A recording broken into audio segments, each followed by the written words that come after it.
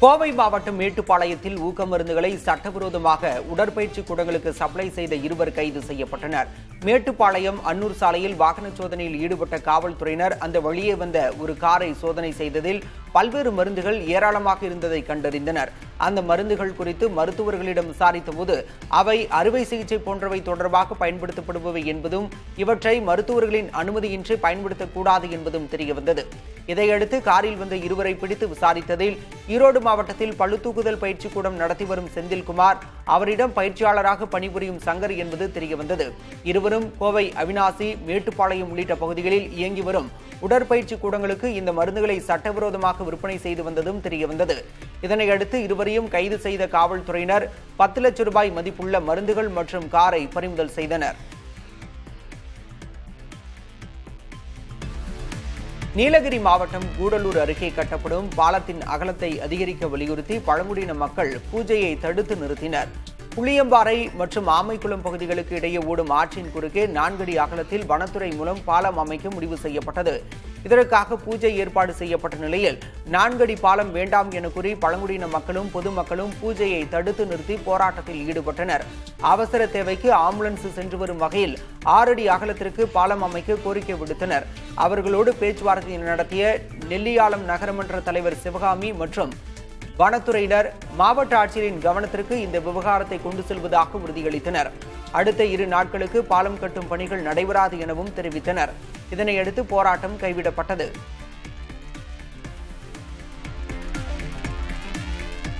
தூத்துக்குடி மாவட்டம் திருச்செந்தூர் சுப்பிரமணிய சுவாமி கோயில் கடற்கரையில் பக்தர்களுக்கு இடையூறாக ஆக்கிரமித்து அமைக்கப்பட்டிருந்த கடைகள் அகற்றப்பட்டன. முருகனின் அறுபடை வீடுகளில் 2ஆம் படை வீடான இந்த கோயிலுக்கு முன்பு உள்ள கடற்கரையில் பக்தர்கள் புனித நீராடி கோயிலில் சுவாமி தரிசனம் செய்து வருகின்றனர். இந்த கடற்கரையில் 80க்கும் அதிகமான கடைகள் அனுமதியின்றி அமைக்கப்பட்டிருந்ததால் கோயிலுக்கு வரும் பக்தர்கள் சிரமம் அடைந்தனர். கடைகளை வைத்துள்ளவர்கள் தாங்களாகவே அகற்ற அவகாசம் தந்தும் அகற்றாததை அடுத்து கோயில் நிர்வாகம் கடைகளை அகற்ற நடவடிக்கை எடுத்தது. சில வியாபாரிகள் தாங்களாகவே முன்வந்து கடைகளை அகற்றினர்.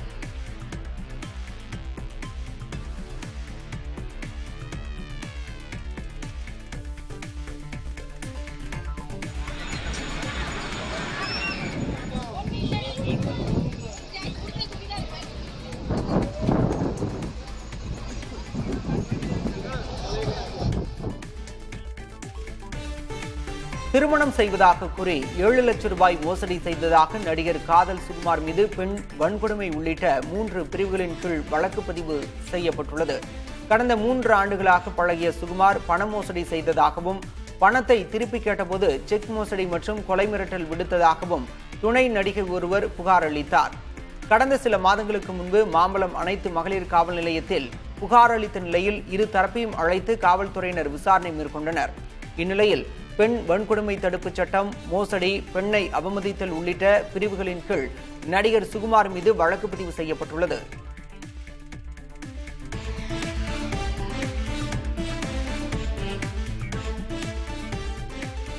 இலவச கட்டாய கல்வி உரிமை சட்டத்தின்படி தனியார் பள்ளிகளில் இலவச மாணாக்கர் சேர்க்கைக்கான விண்ணப்ப பதிவு அடுத்த வாரம் தொடங்க உள்ளதாக தகவல் வெளியாகியுள்ளது. இணையதளம் வாயிலாக இந்த விண்ணப்ப பதிவு நடைபெற உள்ளது. இந்த சட்டத்தின்படி தனியார் பள்ளிகளில் 25% இடங்களில் ஏழை மாணாக்கர் கட்டணமின்றி சேர்க்கப்படுவர். சிறுபான்மை அந்தஸ்து பெறாத அனைத்து தனியார் நர்சரி, பிரைமரி, மெட்ரிக், ICSE மற்றும் CBSE பள்ளிகளில் இதன் மூலம் மாணவர்கள் சேர முடியும் என பள்ளி கல்வித்துறை அதிகாரிகள் கூறியுள்ளனர். பெற்றோர் அதிகபட்சமாக தங்கள் இருப்பிடத்திற்கு அருகே உள்ள 5 பள்ளிகளில் விண்ணப்பிக்கலாம். பள்ளியில் நிர்ணயித்த இடங்களை விட அதிக விண்ணப்பங்கள் வந்தால் குலுக்கல் முறையில் மாணாக்கர் தேர்வு செய்யப்படுவர்.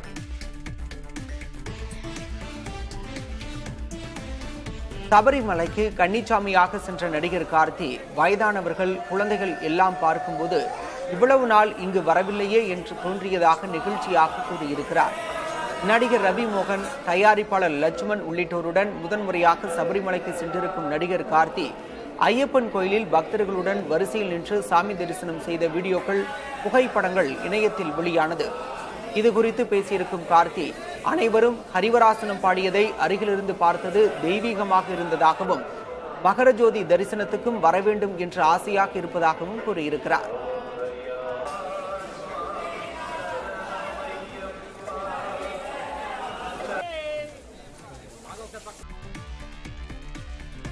பிரபல தென்னிந்திய திரைப்பட நடிகையும் பாஜகவை சேர்ந்தவருமான குஷ்பு 20 கிலோ எடையை குறைத்துள்ளார். உப்பு இருந்த அவரது கன்னங்களின் சதை குறைந்த நிலையில் உள்ள புகைப்படத்தை எக்ஸ் தளத்தில் அவர் பதிவிட்டுள்ளார்.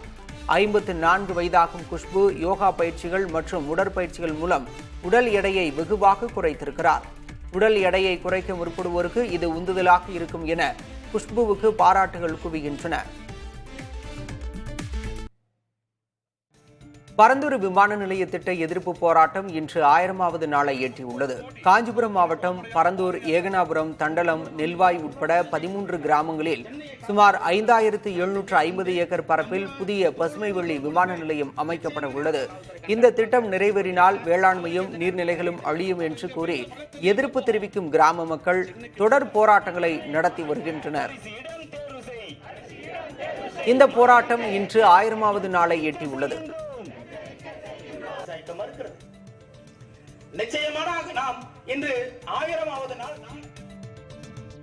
நெல்லையில் மாணவர் சின்னத்துரை மீண்டும் தாக்கப்பட்ட வழக்கில் 2 பேரை கைது செய்துள்ள காவல்துறையினர் மேலும் 3 பேரை தேடி வருகின்றனர்.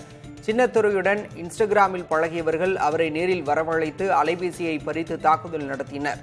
இந்த வழக்கில் சங்கரநாராயணன், சக்திவேல் என்ற 2 பேரை பாளையங்கோட்டை காவல்துறையினர் கைது செய்தனர். இவர்களில் சங்கரநாராயணன் மீது ஏற்கனவே 2 வழிப்பறி வழக்குகள் நிலுவையில் உள்ளதாக காவல்துறையினர் கூறினர். மேலும் பரமேஷ், சண்முகசுந்தரம், வேல்முருகன் என்ற 3 பேரை தேடி வருகின்றனர். அதிமுக பாரதிய ஜனதா கட்சி கூட்டணியை விமர்சித்து விழுப்புரம் மாவட்டம் செஞ்சியில் திமுகவினர் துண்டு பிரசுரம் வழங்கி பிரச்சாரம் செய்தனர். சட்டமன்ற உறுப்பினர் மஸ்தான் தலைமையில் திமுகவினர் செஞ்சி 4 முனை சந்திப்பு, காந்தி பஜார், திண்டிவனம் சாலை உள்ளிட்ட முக்கிய சாலைகளில் பொதுமக்களிடம் துண்டு பிரசுரங்களை வழங்கினர். பின்பு விழுப்புரம் சாலையில் மத்திய அரசுக்கு எதிராக சிறிது நேரம் முழக்கமிட்டனர்.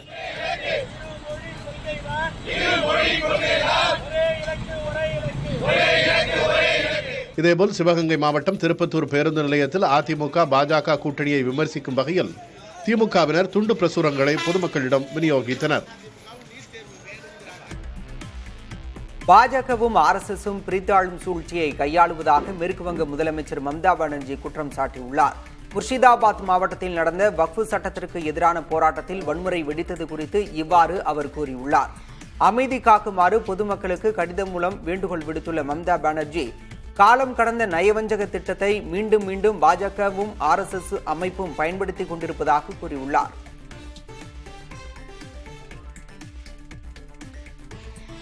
எப்போதும் உண்மைதான் தன்னை பாதுகாத்து வருவதாக காங்கிரஸ் MP ராகுல் காந்தி தெரிவித்துள்ளார். தனது கட்சியின் மூத்த தலைவரான சந்தீப் தீட்சித்துடன் உரையாடிய காட்சிகளை ராகுல் காந்தி எக்ஸ் பக்கத்தில் பதிவேற்றியுள்ளார். அதில் தனது முப்பாட்டனாரும் முன்னாள் பிரதமருமான ஜவஹர்லால் நேருவை நினைவு கூர்ந்து பேசியுள்ளார். துணிச்சலையும் உண்மையின் பக்கம் நிற்பதையும் அவர் நமக்கு கொடுத்திருப்பதாக ராகுல் காந்தி குறிப்பிட்டார்.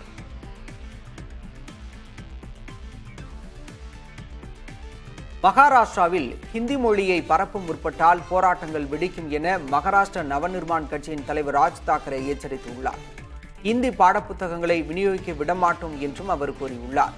மகாராஷ்டிராவில் 1ஆம் வகுப்பிலிருந்து மராத்தி, ஆங்கிலத்துடன் இந்தியை கட்டாயமாக்கும் நடைமுறை அமலுக்கு வந்துள்ளது.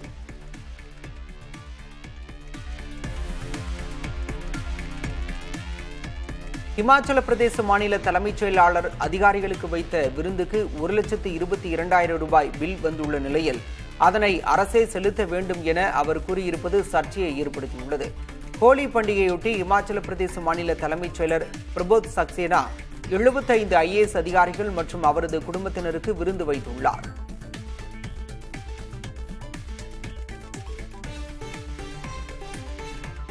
திரிபுராவில் வீசிய புயல் காற்றில் சிக்கி 2 பேர் உயிரிழந்தனர். திரிபுராவின் பல்வேறு மாவட்டங்களில் புயல் காற்றுடன் மிதமான மழை பெய்து வருகிறது. புயல் மழை காரணமாக 2 உயிரிழந்துள்ளதாகவும் மேலும் 2 படுகாயமடைந்திருப்பதாகவும் அம்மாநில அவசரகால மீட்புப் படையினர் தெரிவித்துள்ளனர். 30க்கும் மேற்பட்ட வீடுகள் சேதமடைந்திருப்பதாகவும் குறிப்பிடப்பட்டுள்ளது.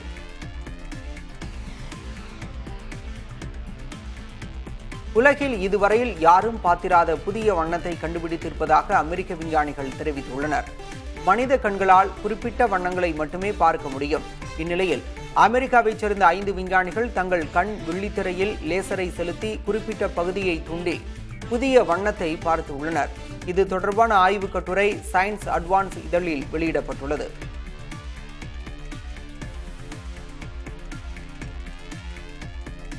இஸ்ரேல் ராணுவத்தின் தாக்குதலில் காசாவில் 48 மணி நேரத்தில் பெண்கள், குழந்தைகள் உட்பட 90 பேர் கொல்லப்பட்டதாக காசா சுகாதாரத்துறை அமைச்சகம் தெரிவித்துள்ளது. மனிதாபிமான உதவி தேவைப்படும் பகுதியாக அறிவிக்கப்பட்ட இடத்திலும் இஸ்ரேல் தாக்குதல் நடத்தியுள்ளதாக தெரிவிக்கப்பட்டுள்ளது.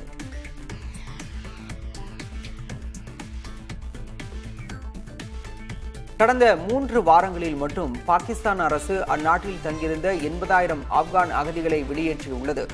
சட்டவிரோதமாக குடியேறும் ஆப்கானியர்கள் தீவிரவாத செயல்பாடுகளில் ஈடுபடுவதாக குற்றம் சாட்டி வரும் பாகிஸ்தான் அரசு உரிய ஆவணங்கள் இல்லாமல் தங்கியிருக்கும் ஆப்கானியர்களை வெளியேற்றும் நடவடிக்கையை மேற்கொண்டுள்ளது.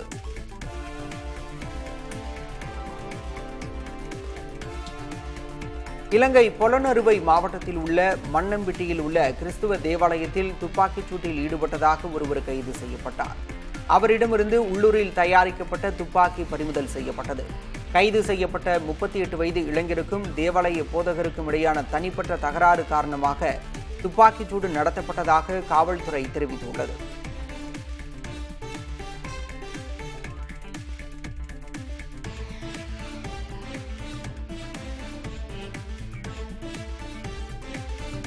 மகளிர் ஒருநாள் உலகக்கோப்பை தகுதிச் சுற்றில் வெஸ்ட் இண்டீஸ் மகளிர் அணி ஹாலி மேத்யூஸ் தலைமையில் தாய்லாந்தை தோற்கடித்தும் உலகக்கோப்பைக்கு தகுதி பெற முடியவில்லை. காரணம் நெட் ரன் ரேட். தாய்லாந்து அணியுடனான வெற்றிக்கு பிறகு வங்கதேசம் மற்றும் வெஸ்ட் இண்டீஸ் அணிகள் சம புள்ளிகளை பெற்றன. ஆனால் வெஸ்ட் இண்டீஸ் ரன் ரேட்டில் 0.1 வித்தியாசத்தில் பின்தங்கியதால் உலகக்கோப்பைக்கு தகுதி பெற முடியவில்லை. ஆன்மீக மற்றும் சுற்றுலா பயணிகளை குறிவைத்து ஆன்லைன் மோசடி நடத்தப்படுவதாகவும் இதுகுறித்து பயணிகள் எச்சரிக்கையாக இருக்க வேண்டும் என்று மத்திய உள்துறை அமைச்சகத்தின் கீழ் இயங்கி வரும் இந்திய சைபர் குற்றங்களுக்கான ஒருங்கிணைப்பு மையம் எச்சரிக்கை விடுத்துள்ளது.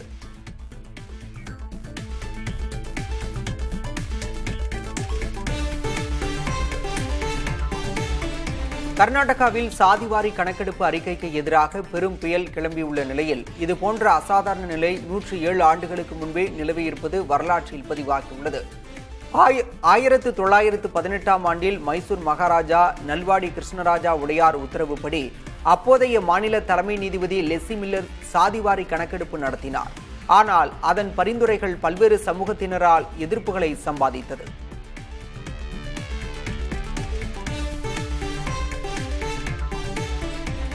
இந்தியாவில் நடைபெறவுள்ள சோதனை ஓட்டத்திற்காக 2 புல்லட் ரயில்களை ஜப்பான் அன்பளிப்பாக வழங்க உள்ளது. தற்போது கட்டப்பட்டு வரும் மும்பை அகமதாபாத் மார்க்கத்தில் இந்த 2 புல்லட் ரயில்களும் இயக்கப்படும் என தெரிவிக்கப்பட்டுள்ளது. அடுத்த ஆண்டு இந்த ரயில்கள் இந்தியா வந்து சேரும் என்று தெரிவிக்கப்பட்டுள்ளது.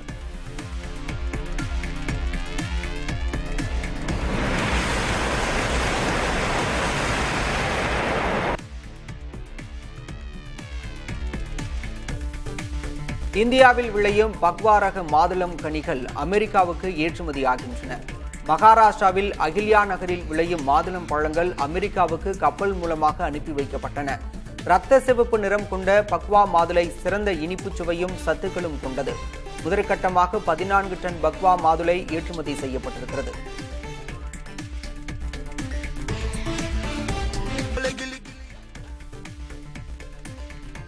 இந்தியா அமெரிக்கா இடையே வரும் 23ஆம் தேதி வாஷிங்டனில் முக்கியத்துவம் வாய்ந்த வர்த்தக பேச்சுவார்த்தை தொடங்கியுள்ளது. வர்த்தக ஒப்பந்தங்களை ஏற்படுத்துவது குறித்து மத்திய அமைச்சர் பியூஷ் கோயல் பிப்ரவரி மாதம் அமெரிக்கா சென்று பேச்சுவார்த்தை நடத்தினார். அடுத்த மாதம் அமெரிக்கா குழுவும் இந்தியா வந்தது. இந்நிலையில் இருதரப்பு வர்த்தகத்தில் 19 முக்கிய அம்சங்கள் தொடர்பாக வாஷிங்டனில் 23ஆம் தேதி பேச்சுவார்த்தை தொடங்குகிறது.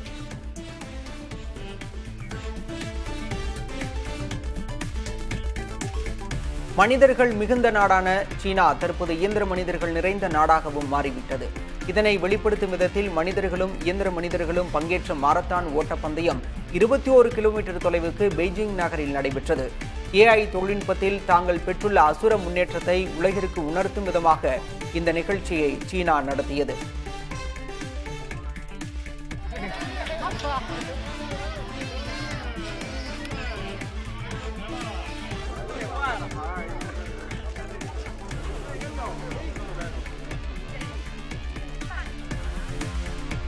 கனடாவில் நடத்தப்பட்ட துப்பாக்கிச் சூட்டில் இந்திய மாணவி ஒருவர் பரிதாபமாக உயிரிழந்தார்.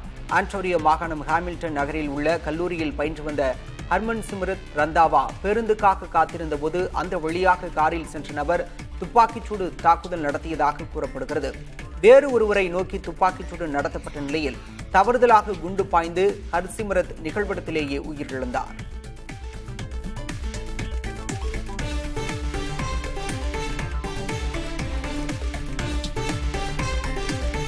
பிரதமர் நரேந்திர மோடி வரும் 22, 23ஆம் தேதிகளில் சவுதி அரேபியாவுக்கு அரசுமுறை பயணம் மேற்கொள்ள உள்ளார். சவுதி அரேபியாவின் பட்டத்து இளவரசரும் பிரதமருமான முகமது பின் சல்மானின் அழைப்பின் பேரில் பிரதமர் மோடி சவுதி அரேபியாவிற்கு செல்ல உள்ளதாக இந்திய வெளியுறவு விவகாரங்கள் துறை சார்பில் தெரிவிக்கப்பட்டுள்ளது.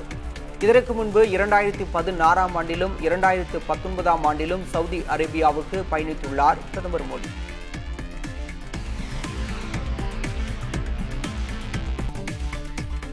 மேவார் மன்னர் மகாராணா பிரதாப், சத்ரபதி சிவாஜி ஆகியோரே தேசத்தின் நாயகர்கள், முகாலய மன்னர் அவுரங்கசீப் அல்ல என்று பாதுகாப்புத்துறை அமைச்சர் ராஜ்நாத் சிங் தெரிவித்துள்ளார். மகாராஷ்டிர மாநிலம் மேவார் மன்னர் மகாராணா பிரதாப்பின் சிலை திறக்கும் நிகழ்ச்சியில் அவர் இவ்வாறு கூறினார். தைரியம் மற்றும் தேசப்பற்றுக்கு அடையாளமானவர் மகாராணா பிரதாப் என்றும் அவரின் போர் முனையை ஊக்கமாக கொண்டுதான் சத்ரபதி சிவாஜி வியூகங்களை வகுத்தார் எனவும் ராஜ்நாத் சிங் தெரிவித்தார்.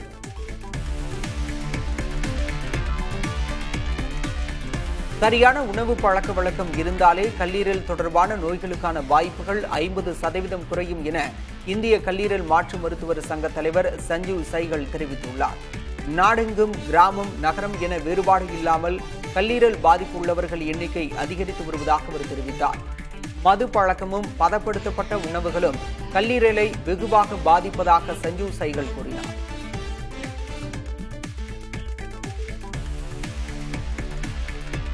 இந்தியாவிலேயே முதன்முறையாக மகளிருக்கென பிரத்யேக வசதிகள் கொண்ட அடுக்குமாடி குடியிருப்பு வளாகத்தை பிரபல கட்டுமான நிறுவனமான டாக் டெவலப்பர்ஸ் சென்னையில் அறிமுகப்படுத்தியுள்ளது. பிராஸ்பரா என்ற பெயரில் உருவாக்கும் இந்த குடியிருப்பு வளாகம் 165 வீடுகள் கொண்டதாக போரூரில் அமைகிறது. இதற்கான அறிமுக விழாவில் மாஃபாய் நிறுவன இயக்குநர் லதா பாண்டியராஜன், நார்த்தன் யுனை இந்தியா அமைப்பின் இயக்குநர் சரண்யா ஜெயக்குமார், நேச்சுரல் சலூன் நிறுவனர் வீணா குமரவில் ஆகியோர் பங்கேற்றனர். இவர்களுடன் இணைந்து டாக் டெவலப்பர்ஸின் மேலாண் இயக்குநர் சதீஷ்குமார் அடுக்குமாடி குடியிருப்பின் லோகோவை அறிமுகம் செய்தார். அதிநவீன வசதிகளுடன் உருவாகும் இந்த புதிய குடியிருப்பு வளாகம் 15 மாதங்களில் கட்டி முடிக்கப்பட்டு உரிமையாளர்களிடம் ஒப்படைக்கப்பட உள்ளது.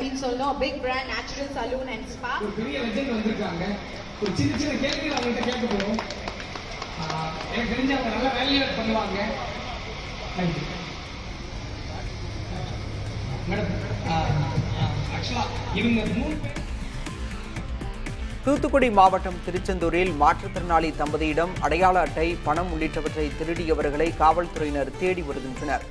வேலூரைச் சேர்ந்த பார்வை மாற்றுத்திறனாளி தம்பதிகளான திருமூர்த்தி, செல்வி ஆகியோர் திருச்செந்தூர் சுப்பிரமணிய சுவாமி கோயிலில் தரிசனம் செய்த பின்பு இருவரும் கோயில் வளாகத்தில் அமர்ந்துள்ளனர். அப்போது அவர்கள் பையில் இருந்த இருவரது மாற்றுத்திறனாளிகள் அடையாள அட்டை, பேருந்தில் பயணம் செய்யும் சிறப்பு அட்டை, ஒரு செல்போன், 5000 ரூபாய் ரொக்கம் திருடு போகியுள்ளது. இதனால் மனமுடைந்த மாற்றுத்திறனாளிகள் இருவரும் கதறி அழுதனர்.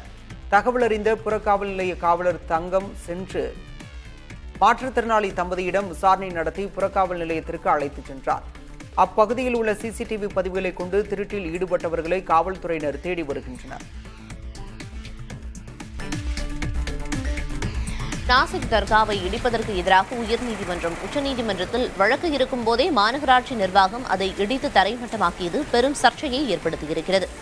அந்த தர்காவை இடிக்கும் மாநகராட்சி நோட்டீஸை நிறுத்தி வைத்துள்ள உச்சநீதிமன்றம் இந்த இடிப்பு நடவடிக்கையை எதிர்த்து தாக்கல் செய்த மனுவை மும்பை உயர்நீதிமன்றம் விசாரணைக்கு பட்டியலிடாததற்கான காரணத்தை அறிக்கையாக தாக்கல் செய்யுமாறும் உத்தரவிட்டுள்ளது.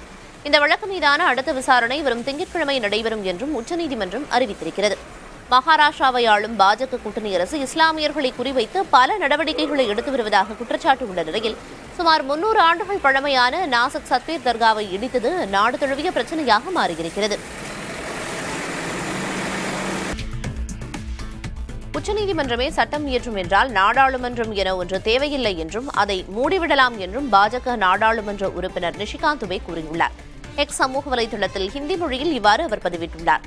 மசோதாக்களுக்கு 3 மாதங்களுக்குள் முடிவெடுக்க வேண்டும் என குடியரசுத் தலைவருக்கு உச்சநீதிமன்றம் கெடு விதித்தது பெரும் அரசியல் சர்ச்சையை ஏற்படுத்தியது.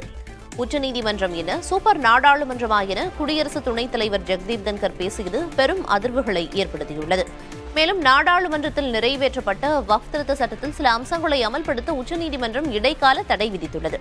இந்நிலையில் நாடாளுமன்றத்தை மூடிவிடலாம் என பாஜக எம்பி பதிவிட்டிருப்பதும் பேசுபொருளாகியுள்ளது. கர்நாடகாவில் சாதிவாரி கணக்கெடுப்பு அறிக்கைக்கு எதிராக பெரும் புயல் கிளம்பியுள்ள நிலையில் இதுபோன்ற அசாதாரண நிலை 107 ஆண்டுகளுக்கு முன்பே நிலவியிருப்பது வரலாற்றில் பதிவாகியுள்ளது. கர்நாடகாவில் 2015ஆம் ஆண்டு மாநில பிற்படுத்தப்பட்ட வகுப்பினர் ஆணையம் மேற்கொண்ட சாதிவாரி கணக்கெடுப்பின் அறிக்கை அண்மையில் வெளியானது. இதன் பரிந்துரைகள் தங்களை புறக்கணிப்பதாக சில முற்பட்ட வகுப்பினர் எதிர்ப்பு தெரிவிக்கின்றனர். கர்நாடக அரசியலில் இப்படியொரு நிலை புதிதல்ல. 107 ஆண்டுகளுக்கு முன்பே இப்படியானதொரு நிலை ஏற்பட்டுள்ளது. 1918ஆம் ஆண்டில் மைசூர் மகாராஜா நல்வாடி கிருஷ்ணராய உடையார் உத்தரவின்படி அப்போதைய மாநில தலைமை நீதிபதி ஷெஸ்ஸி மில்லர் சாதிவாரி கணக்கெடுப்பு நடத்தினார். ஆனால் அதன் பரிந்துரைகள் பல்வேறு சமூகத்தினரால் எதிர்ப்புகளை சம்பாதித்தது. அதன் பிறகு 1956, 1961, 1977, 1979, 1983, 1997 உட்பட வெவ்வேறு தருணங்களில் எடுக்கப்பட்ட சாதிவாரி கணக்கெடுப்பின் அறிக்கைகளும் எதிர்ப்புகளையே சந்தித்தன. இந்தியா அமெரிக்கா இடையே வரும் 23ஆம் தேதி வாஷிங்டனில் முக்கியத்துவம் வாய்ந்த வர்த்தக பேச்சுவார்த்தை தொடங்க உள்ளது. வர்த்தக ஒப்பந்தங்களை ஏற்படுத்துவது குறித்து மத்திய அமைச்சர் பியூஷ் கோயல் பிப்ரவரி மாதம் அமெரிக்கா சென்று பேச்சுவார்த்தை நடத்தினார். அடுத்து கடந்த மாதம் அமெரிக்க குழுவும் இந்தியா வந்தது. இந்நிலையில் இருதரப்பு வர்த்தகத்தில் 19 முக்கிய அம்சங்கள் தொடர்பாக வாஷிங்டனில் 23ஆம் தேதி பேச்சுவார்த்தை தொடங்குகிறது. மத்திய வர்த்தகத்துறை செயலாளர் ராஜேஷ் அகர்வால் தலைமையிலான இந்த குழு பேச்சுவார்த்தையில் பங்கேற்கிறது. இந்தியாவுக்கு விதிக்கப்பட்ட பதில் வரியின் தாக்கங்களை குறித்தும் இந்நிகழ்வில் பேசப்படும் என தெரிகிறது. இதற்கிடையே அமெரிக்க துணை அதிபர் JD வான்ஸ் இந்தியா வரவுள்ளதும் முக்கியத்துவம் பெறுகிறது. சீனா உள்ளிட்ட இந்தியாவின் வணிக போட்டியாளர்களுக்கு அமெரிக்கா மிக அதிக அளவு பதில் வரியை விதித்துள்ள நிலையில் அதை தங்களுக்கு சாதகமாக பயன்படுத்திக் கொள்ளும் வகையில் இந்த பேச்சுவார்த்தை அமையுமா என்ற எதிர்பார்ப்பும் எழுந்துள்ளது. தோனிக்கு எதிராக விளையாடும் போது போட்டி முழுவதும் விழிப்புடன் இருந்தாக வேண்டும் என ரோஹித் சர்மா கூறியுள்ளார். சென்னை மற்றும் மும்பை அணிகள் வான்கடை மைதானத்தில் இன்று மோத உள்ளன. இதனையொட்டி பேட்டியளித்துள்ள ரோஹித் சர்மா தோனி போட்டியை எளிதில் நழுவவிட மாட்டார் என கூறியுள்ளார். எனவே டாஸ் போடும் போதிலிருந்து நாம் விழிப்புடன் இருக்க வேண்டும் என கூறியுள்ளார்.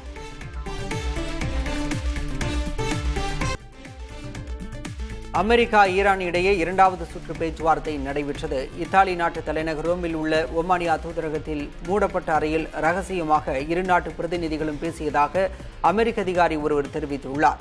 இதில் ஓமன் வெளியுறவு அமைச்சர் பதர் அல் புசாய்தி மத்தியஸ்தராக இருந்ததாகவும் அவர் கூறியுள்ளார். அணுகுண்டை உருவாக்கும் பணியை ஈரான் முடுக்கிவிட்டுள்ள நிலையில் அந்நாட்டுடன் அமெரிக்கா இந்த பேச்சுவார்த்தையை மேற்கொண்டுள்ளது.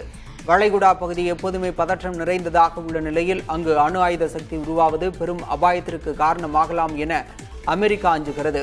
ஆனால் தாங்கள் அணுசக்தியை ஆக்கப்பூர்வ பணிகளுக்கு மட்டுமே பயன்படுத்துவோம் என்றும் அழிவு நோக்கில் பயன்படுத்த மாட்டோம் என்றும் ஈரான் கூறி வருகிறது. இது தொடர்பாக ஈரானுடன் ஓமனில் முதல் சுற்று பேச்சு நடந்த நிலையில் ரோமில் 2ஆம் சுற்று பேச்சு நடைபெற்றது. அடுத்த சுற்று பேச்சு மீண்டும் ஓமனில் வரும் 26ஆம் தேதி நடைபெற உள்ளது.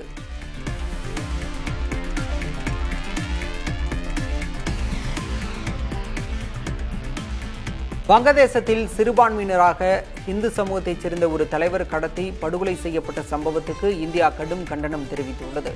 மேலும் சிறுபான்மையினரை பாதுகாக்க வேண்டிய பொறுப்பை நிறைவேற்றுமாறு வங்கதேச இடைக்கால அரசுக்கு இந்தியா வலியுறுத்தியது. வங்கதேசத்தில் சிறுபான்மையினரான இந்துக்கள் மீதான தாக்குதல்கள் தொடர் கதையாகி வரும் நிலையில் இந்து தலைவர் பாபேஜ் சந்திரராய் கடத்தி கொலை செய்யப்பட்டார்.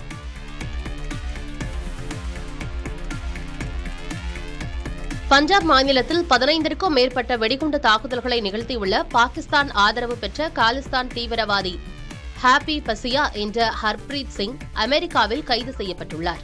பஞ்சாபில் உள்ள பாசியா கிராமத்தைச் சேர்ந்தவர் ஹாப்பி பாசியா. இவர் கடந்த 8 மாதங்களில் பஞ்சாப் மற்றும் சண்டிகரில் உள்ள காவல் நிலையங்கள், வழிபாட்டுத் தலங்கள், அரசியல் கட்சித் தலைவர்களின் வீடுகள் உள்ளிட்ட இடங்களில் நடந்த வெடிகுண்டு தாக்குதல்களை திட்டமிட்டு செயல்படுத்தியவராக அடையாளம் காணப்பட்டுள்ளார். இந்நிலையில் அமெரிக்காவின் கலிபோர்னியா மாகாணத்தில் சட்டவிரோதமாக தங்கியிருந்த ஹாப்பி பாசியாவை அமெரிக்க FBI கைது செய்துள்ளது. ட்ரம்ப் அதிபரான பிறகு சட்டவிரோத குடியேறிகளை அமெரிக்கா நாடு கடத்தி வரும் நிலையில் ஹாப்பி பாசியாவும் இந்தியாவுக்கு நாடு கடத்தப்படுவார் என்று பஞ்சாப் காவல்துறை நம்பிக்கை தெரிவித்துள்ளது. ஊட்டச்சத்தை மேம்படுத்துவதற்காக அரசு திட்டங்களின் கீழ் வழங்கப்படும் உணவுகளில் சுத்திகரிக்கப்பட்ட சர்க்கரை சேர்க்கப்படக்கூடாது என்று மத்திய மகளிர் மற்றும் சிறார் மேம்பாடு அமைச்சகம் மாநிலங்கள் மற்றும் யூனியன் பிரதேச அரசுகளுக்கு கடிதம் அனுப்பியுள்ளது. மத்திய அரசின் மிஷன் போஷன் 2.0 திட்டத்தின் கீழ் சிறுவர்கள், கர்ப்பிணி பெண்கள், பாலூட்டும் தாய்மார்கள், பதன்பருவ சிறுமிகளின் ஊட்டச்சத்தை மேம்படுத்துவதற்காக சமையல் பொருட்களும் சமைக்கப்பட்ட உணவுகளும் வழங்கப்படுகின்றன. இவற்றில் சர்க்கரை, உப்பு உள்ளிட்டவை அதிக அளவில் இருப்பதாக கண்டறியப்பட்டது. இதையடுத்து இவற்றை குறைக்க அறிவுறுத்தி மாநில யூனியன் பிரதேச அரசுகளுக்கு கடிதம் அனுப்பப்பட்டுள்ளது. அதில் உணவுப் பொருட்களில் இனிப்பு சேர்க்க வேண்டும் என்றால் வெல்லத்தை பயன்படுத்த வேண்டும் என்றும், அதுவும் அந்த உணவின் ஒட்டுமொத்த ஊட்டச்சத்து சத்து அளவில் 5 விழுக்காட்டுக்குள் இருக்க வேண்டும் என்றும் அறிவுறுத்தப்பட்டுள்ளது. பள்ளிகளில் காலை, மதிய உணவுடன் வழங்கப்படும் இனிப்பு பண்டங்களை குறைக்க வேண்டும் என்றும், அதிக சர்க்கரை, உப்பு, கொழுப்புச்சத்து கொண்ட உணவுகள் தவிர்க்கப்பட வேண்டும் என்றும் கூறப்பட்டுள்ளது. கடந்த 3 வாரங்களில் மட்டும் பாகிஸ்தான் அரசு அந்நாட்டில் தங்கியிருந்த 80,000 ஆப்கான் அகதிகளை வெளியேற்றியுள்ளது. சட்டவிரோதமாக குடியேறும் ஆப்கானியர்கள் தீவிரவாத செயல்பாடுகளில் ஈடுபடுவதாக குற்றம் சாட்டி வரும் பாகிஸ்தான் அரசு உரிய ஆவணங்கள் இல்லாமல் தங்கியிருக்கும் ஆப்கானியர்களை வெளியேற்றும் நடவடிக்கையை மேற்கொண்டிருக்கிறது. வரத்து அதிகரிப்பால் சென்னை கோயம்பேடு சந்தையில் காய்கறிகளின் விலை சற்று குறைந்துள்ளது. 1 கிலோ தக்காளி 10 ரூபாய்க்கும் 1 கிலோ பெரிய வெங்காயம் 20 ரூபாய்க்கும் விற்கப்படுகிறது. இதேபோல கேரட், பீன்ஸ், பீட்ரூட், வெண்டைக்காய் உள்ளிட்ட காய்கறிகளின் விலையும் குறைந்துள்ளது. செங்கல்பட்டில் பிரேக் பழுது காரணமாக விழுப்புரம் செல்லும் மின்சார ரயில் சேவை 40 நிமிடங்கள் பாதிக்கப்பட்டது. விழுப்புரம் பயணிகள் மின்சார ரயில் வழக்கம் போல் செங்கல்பட்டு மாவட்டம் மதுராந்தகம் ரயில் நிலையத்திற்கு காலை 6:35 மணிக்கு சென்றுள்ளது. அப்போது மீண்டும் ரயில் புறப்பட்ட போது பிரேக் பழுதானது. உடனடியாக ரயில்வே பணியாளர்கள் பழுதை சீரமைத்த பின்னர் ரயில் புறப்பட்டுச் சென்றது.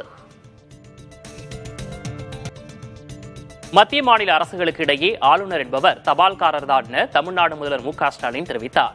ஆங்கில நாளிதழ் ஒன்றுக்கு அவர் அளித்த பேட்டியில் பதவிக்காலம் முடிந்த பின்னரும் ஆளுநர் ரவி பதவியில் இருப்பதாக விமர்சித்தார். அதிமுக, பாஜக இடையே மறைமுக கூட்டணி இருப்பதாக தான் கூறியது நிரூபணமாகி இருப்பதாகவும் முதல்வர் ஸ்டாலின் தெரிவித்தார். தொகுதி மறுசீரமைப்பு விவகாரம் தொடர்பாக சந்தித்து பேச எம்பிக்கள் நேரம் கேட்ட நிலையில் அதை பிரதமர் இன்னும் ஒதுக்கவில்லை என தெரிவித்த முதல்வர் மக்கள் தொகை அடிப்படையில் தொகுதி மறுசீரமைப்பு கூடாது என்பதே தங்களின் நிலைப்பாடு என தெரிவித்தார். மோடி முதல்வராக இருந்துள்ளதால் அவருக்கு மாநிலங்களின் முக்கியத்துவம் தெரியும் எனவும் முதல்வர் ஸ்டாலின் தெரிவித்தார். நீதிக்காக தொடர்ந்து போராடும் சூழலுக்கு தமிழ்நாடு தள்ளப்பட்டிருப்பதாகவும் முதல்வர் மு க ஸ்டாலின் தெரிவித்தார். திமுக கூட்டணியில் பாமக இடம்பெறுவது கூறும் செய்திகள் வதந்தி என தெரிவித்த முதல்வர் திமுக கூட்டணி உறுதியாக இருப்பதாகவும் அது மாறாது எனவும் தெரிவித்தார். ஆளுநரை தபால்காரர் என கொச்சைப்படுத்தி கூறுவது முதல்வருக்கு அழகல்ல என பாஜக மாநில தலைவர் நயினார் நாகேந்திரன் தெரிவித்துள்ளார்.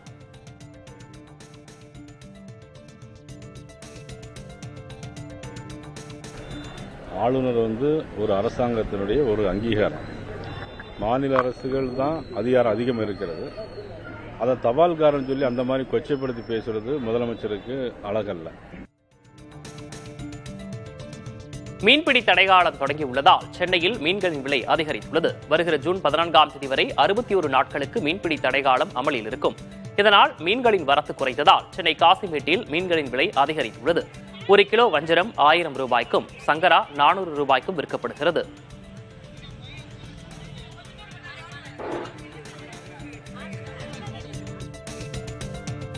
தேனாம்பேட்டை முதல் சைதாப்பேட்டை வரையிலான சாலையில் இன்று முதல் 3 நாட்களுக்கு போக்குவரத்து மாற்றம் செய்யப்பட்டுள்ளது.